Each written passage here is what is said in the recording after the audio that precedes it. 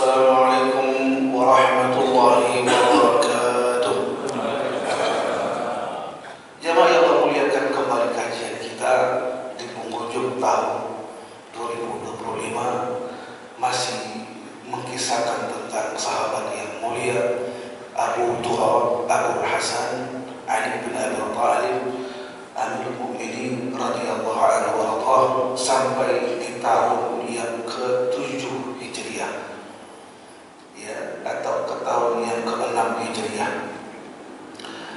Peristiwa setelah peperangan Al-Ahzab atau Al-Khandaq selesai membuat kecewanya orang-orang Quraisy plus sekutu-sekutunya mereka. Betapa tidak 10.000 pasukan yang berkoalisi antar partai kelompok orang-orang musyrikin yang dikomandoi oleh Abu Sufyan yang merupakan mertua Rasulullah sallallahu alaihi wasallam. Ini menarik, teman. Sang mertua bermusuhan dengan menantu lebih kurang 21 tahun. Sudah, saya ulangi, mertuanya Nabi bernama Abu Sufyan memusuhi menantunya, dan apa yang diyakini oleh menantunya lebih kurang 21 tahun. Nanti di tahun ke-8 Hijriah yang esok harinya akan ditaklukkan, dikuasai oleh kaum muslimin kota Makkah, malamnya itu sang mertua masuk Islam. Bersabar dikit, nanti ada kisah setelahnya. Baik, apa terjadi di tahun ke-6 Hijriah itu, jemaah? Orang-orang Yahudi yang bikin makar lalu membatalkan perjanjian piagam Madinah, dan mereka mengira orang-orang Quraisy dan sekutunya Abu Sufyan telah membuat mereka kecewa berat, dan kekalahan orang-orang musyrikin yang membuat mereka nyesek dan marah plus kecewa, tiga-tiganya, karena tidak terjadi peperangan alias pon alias berantem. Kenapa? Terhalang dengan parit yang begitu dalam dan luas. Sampai 3 hari peperangan itu mereka berusaha untuk bisa melompat dengan kuda-kuda yang lincah. Gak ada yang berhasil, hanya satu yang bisa. Itu pun dihabisi oleh sahabat yang mulia Ali bin Abi Thalib, dipenggal kepala seorang jagoan Quraisy bernama Amr bin Abi Wud. Lepas kepalanya. Sampailah di malam hari yang keempat, datanglah musuh Allah 3 jenis. Bukan manusia, bukan malaikat, bukan juga jin. Ada yang tahu? Ini malam yang keempat, sudah marah, kecewa, lelah, frustasi bahkan. Bagaimana cara untuk menghabisi orang-orang muslimin? Jumlahnya sedikit, tapi tidak bisa menembus karena ada parit yang menghalangi mereka. Apa yang terjadi?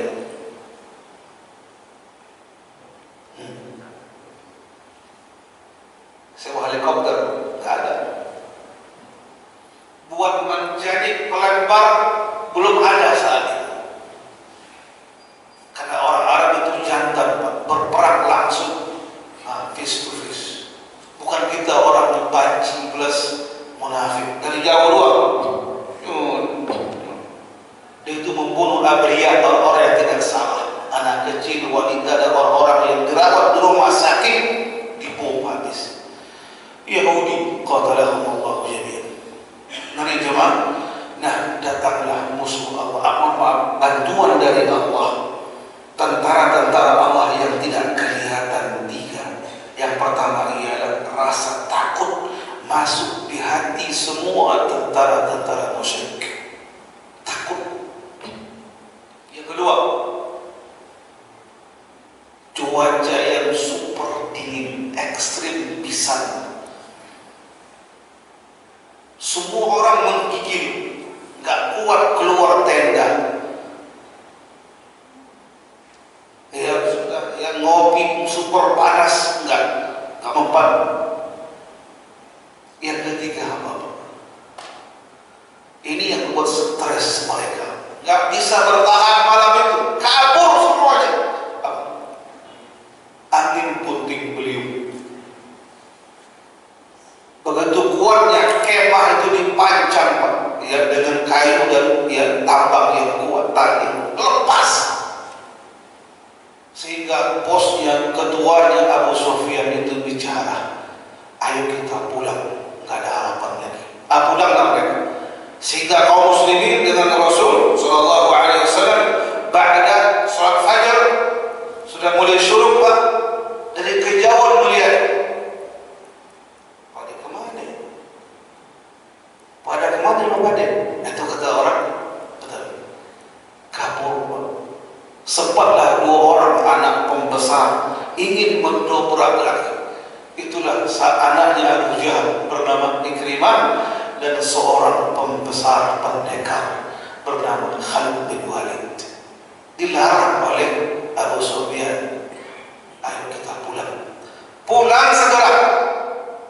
Dari sinilah dua tokoh ini jemaah yang lebih cepat masuk Islam, dia Khalid bin Walid ini. Pulang dia sampai di kota Makkah, dia sendiri. Teman-temannya yang dahulu sudah masuk Islam. Pulang ke rumah dan ngomong ke bininya, izin mau kemana? Mau kemana aja? Seterusnya. Dia diam-diam berangkat ke Madinah, masuk Islam. Siapa? Khalid bin Walid. Dalam tahun ke-6, 7, ke-8 itu, ya ke-6 dari Hudaybiyah, tahun depannya itu ialah Umratul Qadha, ya diulangi. Kemudian pada tahun ke-8 Hijriah, ya Fathu Makkah. Ya, bukan namanya peperangan kota Makkah, tapi pembebasan kota Makkah dengan damai. Ada sedikit orang yang ingin dia membuat keonaran, tapi dipatahkan oleh sahabat Khalid bin Walid. Hanya 2 tahun masuk Islam menjadi panglima. Kenapa? Memang orang berbakat. Kemudian terakhir, barakallahu fikum jami'an, dalam tadi ada yang luput karena terlalu semangat ya, antara Abu Sufyan dan sama Rasul. Di tahun ke-7 itu jemaah ada peristiwa besar terjadi. Nampaklah ya perang ataupun keadaan atau katakanlah fungsi besar dari sahabat Ali bin Abi Thalib. Ada yang tahu pada tahun ke-7 Hijriah peperangan besar terjadi melawan orang-orang Yahudi. Ada yang tahu? Dan orang Yahudi Madinah ada 3 kelompok, Bani Qainuqa, Bani Nadir, dan Bani Quraidah. Ketiga Bani itu jemaah membuat ulah dan kemudian membatalkan piagam Madinah, semuanya terusir dan mereka berbasecamp, bermarkas jauh dari kota Madinah, namanya Khaybar. Itulah pada tahun ke-7 Hijriah itu jemaah. Setelah itulah diadakan Umratul Qadha. Apa terjadi? Khaybar merupakan benteng terakhir orang-orang Yahudi. Mereka bangun sampai 4 lapis, kemudian mengumpulkan semua kebutuhan logistik, obat-obatan, bahkan senjata. Kata mereka, seandainya Muhammad dan pasukannya mengepung kami selama 1 tahun, kami tetap hidup. Kenapa? Banyak persediaan sembako atau logistik. Datanglah para sahabat berjumlah, ya Allah a'lam berapa jumlahnya, dikepung bentengnya selama 53 malam. Setiap harinya diajak berunding, tidak mau keluar dari benteng karena kesombongan. Para sahabat yang mengambil surat ditulis Pak, diletakkan di ujung anak panah. Lalu ketika sampai dibaca oleh mereka dengan 3 pilihan, hai orang-orang Yahudi, masuk Islam kalian, Apa kata jawab? Agama yang benar cuma Yahudi. Titik. Kenapa? Semua Bani Israel dari kalangan orang-orang kami. Engkau wahai Muhammad, Nabi akhir zaman, enggak. Engkau dari Bani Ismail. Ibumu dulu seorang dia hamba sahaya bernama Hajar. Terus. Yang kedua tulis apa? Bayar pajak. Oh, gak bisa. Kalian orang pendatang. Kami pribumi. Yang ketiga, ayo perang. Mari jemaah, selama itulah para sahabat hampir-hampir mau pulang. Kenapa? Tidak mau. Ia perang pun belum. Diajak masuk Islam enggak mau. Bayar pajak, semakin sombong mereka. Apa akhirnya? Malam yang esoknya akan ditaklukkan. Pada Isya jemaah, Nabi kita berpidato. Besok saya akan serahkan bendera perang. Ini orang mencintai Allah dan Rasulnya. Ini hal yang biasa. Kenapa? Semua para sahabat mencintai Allah dan Rasul. Lalu yang kata Rasul, dan Allah serta Rasulnya mencintai orang ini. Oh, ini luar biasa. Tazkiyah atau rekomendasi dari sama Rasul yang tinggi. Sehingga Umar bin Khattab, sahabat yang mulia ini, kata beliau, saya semalam panjang gak tidur, membayangkan alangkah hebatnya orang itu. Habis sholat subuh, Nabi berzikir, berbalik arah menghadap para sahabat, lalu katakan, wahai fulan, wahai jamaah semuanya, ya, mana Ali? Beliau memilih Ali bukan karena menantu, tapi apa? Wahyu dari Allah Subhanahu wa Ta'ala. Lalu kata para sahabat, Ali lagi sakit mata, pelekan, dan dia di belakang. Kata beliau, bawa ke depan. Ada satu orang yang memapahan. Ketika dekat dengan Nabi, Nabi hanya menudah dengan tipis. Ini jangan diikuti Pak, siapa kita? Langsung semua diberikan bendera, wahai Ali, datangilah benteng mereka, lalu ajak masuk Islam. Yang kedua, bayar pajak atau jizyah. Yang ketiga, pedang akan berbicara. Datang, sehingga keluarlah seorang pendekar besar, orang Yahudi bernama Marhab, besar, pembesarnya, dan dia jagoan berdialog. Ada syair-syair yang keluar, yang pada akhirnya bergulat mereka. Apa yang terjadi? Kata para sahabat, kami dari kejauhan melihat mereka bergulat, dan saking mereka saking hebatnya bergulat sehingga kepulan debu menutupi mereka. Kami nggak tahu, tapi tiba-tiba ada suara takbir, Allahu Akbar. Suara siapa? Ali bin Abi Thalib. Udah memegang kepala.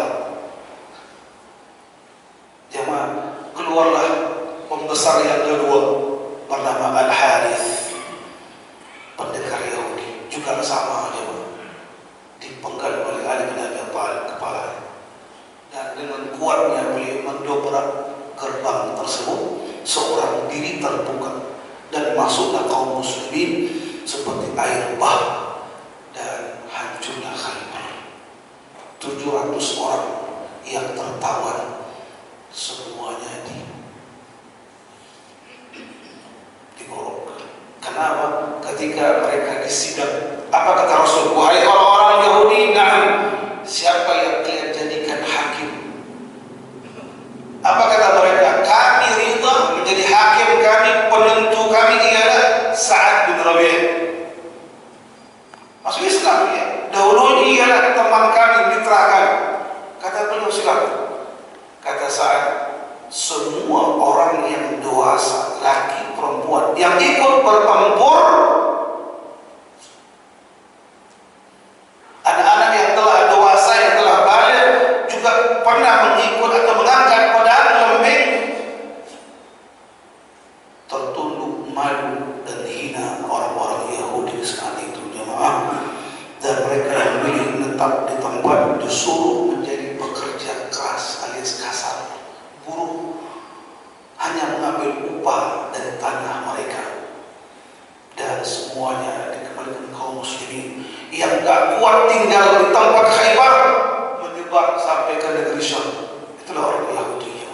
ingat kaum muslimin dipimpin oleh sang Rasul tidak pernah berbuat zalim, namun ketika dizalimi bangun dan bangun para sahabat. Mari jemaah, insya Allah kita akan bertemu kembali di tahun yang akan datang.